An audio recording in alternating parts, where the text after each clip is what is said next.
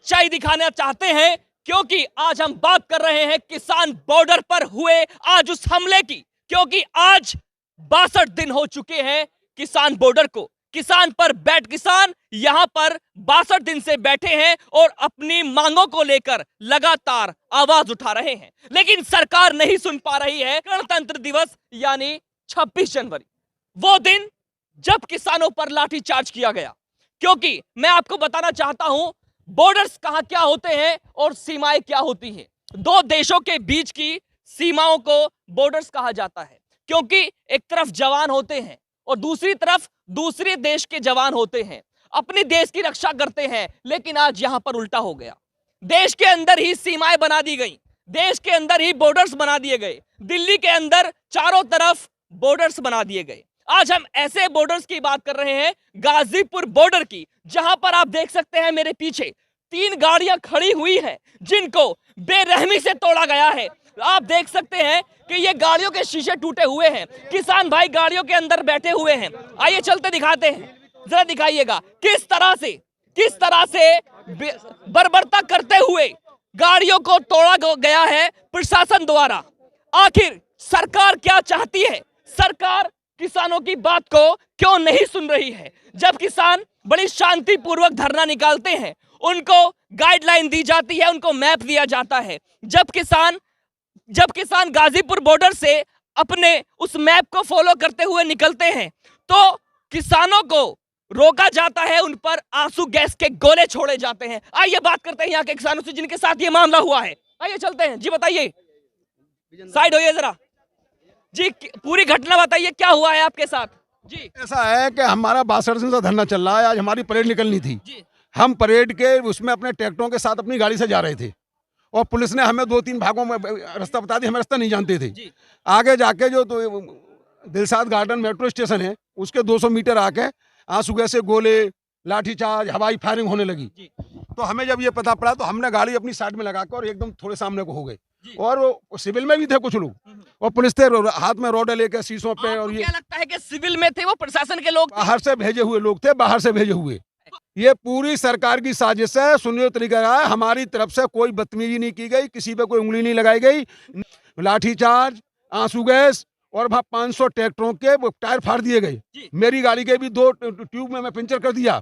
और देखो ये तोड़ दिया। देख सकते हैं ये सब कुछ गाड़ी में टूटा हुआ नजर आ रहा है। चलते हैं उस गाड़ी की ओर, दिखाएंगे आपको जी। 2 गाड़ी और है अंदर, ये आप देख सकते हैं पीछे भी गाड़ियां हैं। आइए जी, बताइए क्या हुआ है पूरा माजरा आपके साथ, पूरा माजरा क्या हुआ है जी?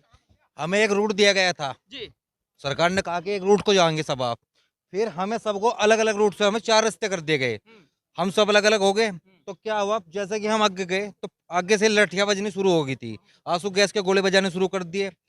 यही आपसे पूछना चाहेंगे रोककर कि जब प्रशासन ने आपको एक मैप दिया था, एक गाइडलाइन दी थी, उसी गाइडलाइन से आप चल रहे थे, तो बीच में ही आपके ऊपर आंसू गैस के गोले और लाठीचार्ज क्यों की गई, ये बताइए। अलग अलग रास्ते शुरू कर देते, किसी को कहा इधर चलो, बैरिकेड लगा दे, किसी को बोला इधर चलो। 4 रास्ते हमको दे दिया यहाँ से। हमारे कुछ किसानों ने कहा कि हम सब एक साथ जाएंगे। उसी में जब थोड़ी सी वो हुई बहस थी कि जो नोक-झोंक हुई, उसमें से तभी लाठियां बजाना शुरू कर दी गई। फिर क्या हुआ उसके बाद जब आप पहुंचे आगे, जब ये हादसा हुआ है आपके साथ में? उसके बाद हादसा क्या, उसके बाद तो हमारे पास लाठियां बजनी शुरू हो गई, आंसू गैस के गोले छूटने शुरू हो गए।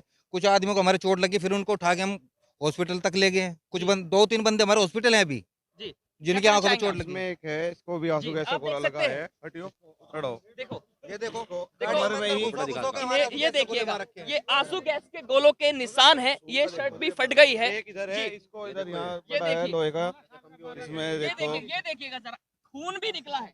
ये देखिए किस तरह से। और गाड़ी में जो आंसू गैस के गोले छोड़े गए वो शीशे पे ही लगाकर अंदर मारे गए हैं।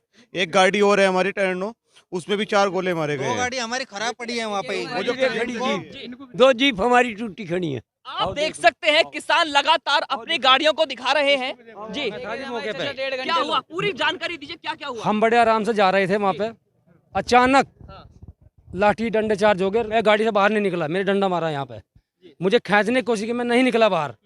मैंने कहा बाहर भी पीटना अंदर भी पीटना, क्योंकि हमारा सामान रखा था यहाँ पे। वहाँ ये भी बात हो रही थी, पुलिस जैसे मैं गाड़ी के अंदर नहीं निकला मैं, तो मुझे छोड़ दिया उन्होंने।